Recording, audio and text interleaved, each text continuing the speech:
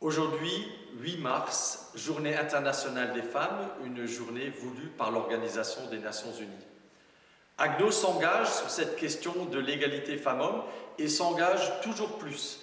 C'est pour cela que j'ai souhaité que 2 de nos conseillers municipaux, Laveline Singh-Bassi et Marcel Lemire, soient en charge de cette thématique et portent progressivement toujours plus loin nos capacités d'action sur cette thématique. C'est pour cela que je vous propose de les rejoindre tout de suite. Ils sont devant l'école maternelle Françoise Dolto.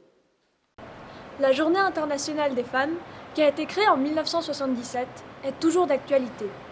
Il reste encore beaucoup à faire. La lutte pour la liberté, pour la dignité, pour les droits des femmes d'une manière générale, ne doit pas être l'engagement d'une seule journée. Cette lutte doit être l'engagement de chaque instant de la part de chacun d'entre nous. Nous, élus municipaux, avons un rôle majeur à jouer pour favoriser une société plus égalitaire.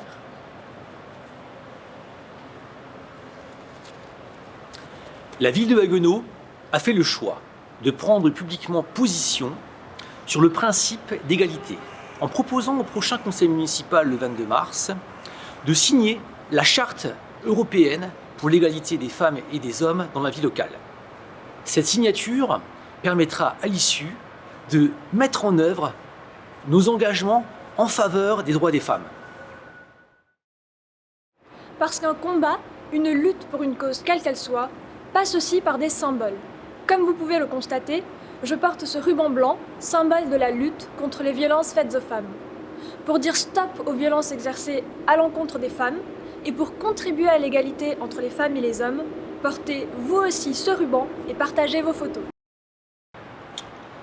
Autre démarche hautement symbolique, les rues de lotissement du parc des Houblonniers porteront des noms de personnalités féminines de renommée. Vous le savez, la municipalité a à cœur de développer la démarche citoyenne. À cette occasion, vous pouvez proposer des noms que porteront ces rues durant tout le mois de mars.